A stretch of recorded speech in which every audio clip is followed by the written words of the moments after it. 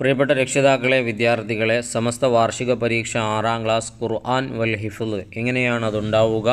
ഖുർആൻ പരീക്ഷയ്ക്ക് ഏതൊക്കെ സൂറത്തുകളാണ്? ഹിഫ്ള് സൂറത്തുകൾ ഏതൊക്കെ കാണാതെ പഠിക്കണം? ഏത് ഭാഗത്തു നിന്നാണ് കൂടുതൽ ചോദ്യങ്ങൾ പ്രതീക്ഷിക്കുക?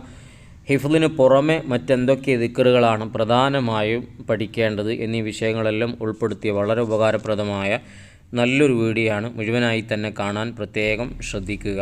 മോഡൽ ചോദ്യപേപ്പർ വായിക്കുന്നതിന് മുമ്പ് ഖുർആൻ ഏത് സൂറത്താണ് നമ്മൾ പഠിക്കേണ്ടത് എന്നുള്ളതിനെക്കുറിച്ച് പറയാം. ഈ ഒരു അധ്യയന വർഷത്തിൽ നമുക്ക് സൂറത്ത് മറിയം മുതൽ തഗാബുന് വരെയുള്ള പാഠഭാഗങ്ങളാണ് ഖുർആനിൽ നിന്നെടുത്തത്. അപ്പോൾ ഇതിൽ നിന്ന് ഏതും നമ്മളോട് ചോദിക്കാം. ഇന്ന സൂറത്ത് എന്നോ അല്ലെങ്കിൽ ഇന്ന ഭാഗം എന്നോ ഖുർആനിൽ നമുക്ക് കൃത്യമായിട്ടില്ല. വാർഷിക പരീക്ഷയായതുകൊണ്ട് മറിയം മുതൽ തഗാബുന് വരെയുള്ള സൂറത്തുകളിൽ നിന്ന് ഏതെങ്കിലും കുറഞ്ഞ ആയത്തുകളായിരിക്കും നമ്മളോട് ഓതിപ്പിക്കുക. അതുകൊണ്ട് ആ വിഷയം നമ്മൾ പ്രത്യേകം ശ്രദ്ധിക്കുക. ഏത് ഭാഗത്ത് നിന്ന് നമ്മളോട് ചോദിച്ചാലും ഓതിക്കൊടുക്കാൻ പാകത്തിന് നമുക്ക് ഖുർആൻ ഓതാൻ അറിയണം. എന്നാലേ നമുക്ക് ഖുർആനിൽ മുഴുവൻ മാർക്കും നേടാൻ കഴിയുകയുള്ളൂ. ഖുർആനിൻ്റെ ഒരു മാതൃകാ ചോദ്യം നിങ്ങൾക്ക് കാണാം. കുട്ടികളെ ഒന്നിച്ചിരുത്തി സൂറത്ത് മുഹമ്മദിൽ നിന്ന്, അധികവും അവസാനം എടുത്ത സൂറത്തുകളിൽ നിന്നാണ് തആബുന്, മുഹമ്മദ് തുടങ്ങിയ സൂറത്തുകളിൽ നിന്നായിരിക്കും ചോദ്യങ്ങൾ ഉണ്ടാവുക. സാധാരണഗതിയിൽ അങ്ങനെയാണ് ഉണ്ടാവുക. അപ്പോൾ അവസാന സൂറത്തുകളൊക്കെ എല്ലാവരും നല്ല രൂപത്തിൽ ഓതി ക്ലിയറാക്കി വെക്കുക. മുഹമ്മദിൽ നിന്ന് 37, 38 ആയത്തുകൾ പൂർണ്ണമായും ഓരോ കുട്ടിയെ കൊണ്ടും മുസ്ഹഫിൽ നോക്കി ഓദിക്കാം എന്നുള്ളതാണ്. അപ്പോൾ ഇങ്ങനെയാണ് ചോദ്യം ഉണ്ടാവുക. കുറഞ്ഞ 2-3 ആയത്തുകളാണ് നമ്മളോട് ഓതിപ്പിക്കുക. ഇനി നമ്മൾ ഓതി കൊടുക്കുമ്പോൾ നമുക്ക് ഉസ്താദ് മാർക്ക് നൽകുന്നത് ഏതൊക്കെ കാര്യങ്ങൾ നോക്കിയിട്ടാണ്? ഇപ്പോൾ നിങ്ങൾക്ക് കാണാം, മഖ്റജ് നിങ്ങൾ ഓതി കൊടുക്കുമ്പോൾ ഓരോ അക്ഷരങ്ങളും പുറപ്പെടുവിക്കേണ്ട സ്ഥാനങ്ങളുണ്ട്. ഇപ്പോൾ ഹൽക്കിൻ്റെ അക്ഷരങ്ങൾ നമ്മൾ പഠിച്ചതാണ്, തൊണ്ടയിൽ നിന്ന് പുറപ്പെടുന്നതാണ്. ഓയിന്, ഐന് തുടങ്ങിയിട്ടുള്ള അക്ഷരങ്ങളൊക്കെ അത് ആ തൊണ്ടയിൽ നിന്ന് തന്നെ എടുക്കുന്നുണ്ടോ? അതുപോലെ മറ്റു സ്വാദ്, ലോദ്, ലോ തുടങ്ങിയിട്ടുള്ള അക്ഷരങ്ങളൊക്കെ എപ്രകാരമാണ് ഉച്ചരിക്കുന്നത് എന്ന് പ്രത്യേകം ശ്രദ്ധിക്കും. നല്ല രൂപത്തിലാണെങ്കിൽ അതിന് നിർദ്ദേശം 20 മാർക്കും നമുക്ക് ലഭിക്കും. അടുത്ത് നിങ്ങൾ കാണാം, മഹ്കാമ് വിധികളാണ്. ഖുർആൻ ഓതാൻ കൃത്യമായ വിധികളുണ്ട്. ആ വിധികളനുസരിച്ച് മാത്രമേ ഓതാൻ പറ്റൂ. ഷദ്ദുള്ള നൂന് മീമ് മണിക്കണം. അതുപോലെ തന്നെ സാക്കിനായ നൂനിൻ്റെയും തെൻമീൻ്റെയും ശേഷം ചില അക്ഷരങ്ങൾ വന്നാൽ എഫാഗ്, ചിലത് വന്നാൽ ഇദ്ഗാമ്, ബിലാ ഉന്ന തുടങ്ങിയിട്ട് അങ്ങനെയുള്ള ഷദ്ദുള്ള നൂനിൻ്റെയും മീമിൻ്റെയും പിന്നെ മദ്ദിൻ്റെയും ലാമ് റാവിൻ്റെ അള്ളാ എന്നുള്ളതിലെ തഫീം, തർക്കീക്ക്, ഇങ്ങനെ ഒരുപാട് വിധികൾ കഴിഞ്ഞ തജ്വീദുകളിൽ നമ്മൾ പഠിച്ചതുണ്ട്. ചില ആളുകൾക്കൊക്കെ അത് കൃത്യമായിട്ട് ഓർമ്മ ഉണ്ടാകും. ആ നിയമങ്ങളൊക്കെ പാലിച്ചുകൊണ്ടാണ് നമ്മൾ ഓതുന്നതെങ്കിൽ നമുക്ക് 20 മാർക്കും ലഭിക്കും. അപ്പോൾ ആ വിധികളൊക്കെ പ്രത്യേകം ശ്രദ്ധിക്കുക. പ്രത്യേകിച്ച് മദ്ദുകളൊക്കെ മുത്തസിലായ മദ്, മുംഫസിലായ മദ്, ലാസിമായ മദ് ഇതൊക്കെ ശ്രദ്ധിച്ച് നീട്ടാനുള്ളതിന് അതിൻ്റെ കണക്കനുസരിച്ച് കൃത്യമായി നമ്മൾ നീട്ടുക. പിന്നെ ഹുസ്ന് സൗത്ത്, നല്ല ശബ്ദമാധുര്യം, നല്ല ഈണത്തിലും താളത്തിലും ഉസ്താദ് ഓതി തന്ന ആ ഒരു ശൈലിയിലും രാഗത്തിലും തന്നെ നമ്മൾ ഓതുക. ഓവർ സ്പീഡ് പാടില്ല. അധികം സ്പീഡാക്കിയാൽ ഉസ്താദിന് അറിയവന് കൃത്യമായിട്ട് അറിയാത്തത് കൊണ്ടാണ്. മാത്രമല്ല, ഇനി അറിഞ്ഞാൽ തന്നെ നമ്മുടെ നിയമങ്ങളും മഖ്റജുകളൊക്കെ നമുക്ക് പാലിക്കാതെ ഓതാനെ അങ്ങനെ സ്പീഡിൽ ഓതുമ്പോൾ സാധിക്കുകയുള്ളൂ. അപ്പോൾ അതൊരു വിഷയമാണ്. അതുപോലെ തന്നെ വളരെ സ്ലോ ആയിട്ട് ഇങ്ങനെ മുറിച്ച് കുൽഹു വല്ലാഹു അഹദ് ഇങ്ങനെ നിർത്തി ഓതാൻ പാടില്ല. അപ്പോൾ നിർത്തുമ്പോൾ നമ്മൾ പ്രത്യേകം ശ്രദ്ധിക്കണം. നിർത്താൻ പറ്റുന്ന സ്ഥലമാണോ, വഖഫിൻ്റെ സ്ഥലമാണോ എന്നൊക്കെ നോക്കിയിട്ട് മാത്രം നമ്മൾ നിർത്തുക. അതല്ലെങ്കിൽ ഉസ്താദ് ഓതി തന്ന ആ ഒരു താളത്തിലും രാഗത്തിലും ഇങ്ങനെ അധികം സ്ലോവും അല്ല എന്നാൽ ഓവർ സ്പീഡും അല്ലാത്ത രൂപത്തിൽ ഓതുക.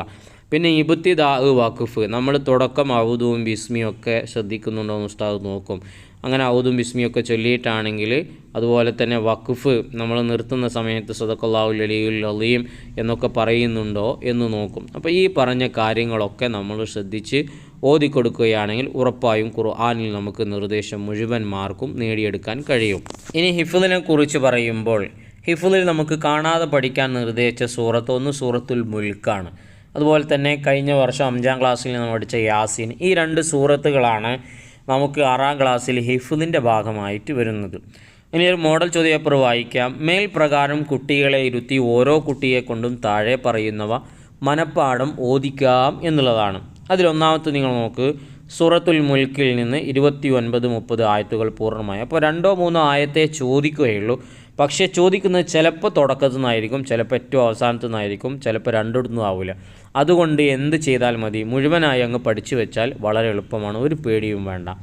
രണ്ടാമത്തെ നോക്കൂ, സൂറത്ത് യാസീൻ 33, 34, 35 ആയത്തുകൾ പൂർണ്ണമായും ഓതാനാണ് ആവശ്യപ്പെട്ടിട്ടുള്ളത്.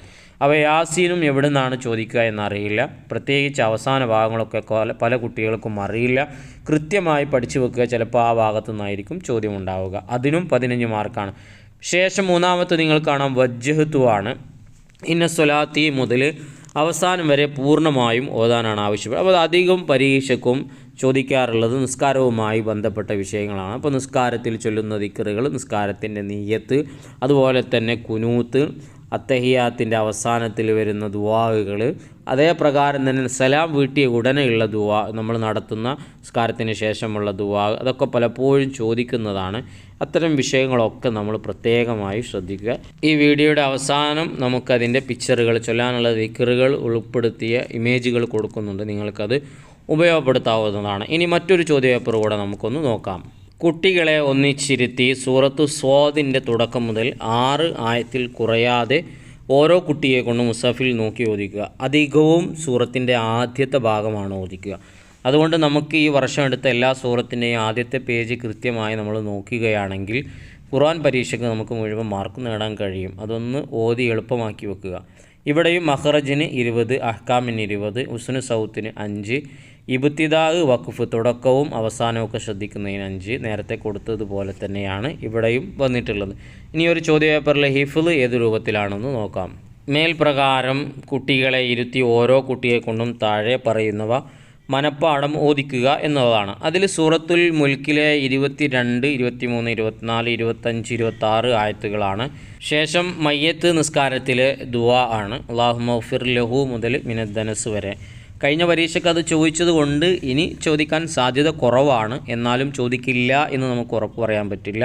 പഠിച്ചു വെച്ചാൽ നമുക്ക് യാതൊരു പേടിയും കൂടാതെ പരീക്ഷയ്ക്ക് മുഴുവൻ മാർക്കും ഉറപ്പിക്കുന്ന രൂപത്തിൽ നമുക്ക് പോകാവുന്നതാണ്. അപ്പോൾ ഈ പറഞ്ഞതൊക്കെ ഉൾപ്പെടുത്തി നല്ല രൂപത്തിൽ സൂറത്ത് മുൽക്കും യാസീനും മറ്റുള്ള നിസ്കാരത്തിലുള്ള ദുആകളൊക്കെ പഠിച്ചു പോവുക. ഇൻഷാ അല്ലാഹ് എല്ലാവർക്കും അല്ലാഹു തആല നല്ല വിജയം പ്രദാനം ചെയ്യട്ടെ. കമൻറ്റിൽ ആമീൻ എഴുതുന്ന എല്ലാവർക്കും എല്ലാ പരീക്ഷകളിലും ഉന്നതമായ വിജയം അല്ലാഹു നൽകട്ടെ. ഒരു ലൈക്ക് കൊടുക്കുക. ഇഷ്ടപ്പെട്ടാൽ ചാനൽ സബ്സ്ക്രൈബ് ചെയ്ത് കൂടെ കൂടുക. നല്ല നല്ല വീഡിയോയുമായി നമുക്ക് വീണ്ടും കാണാം.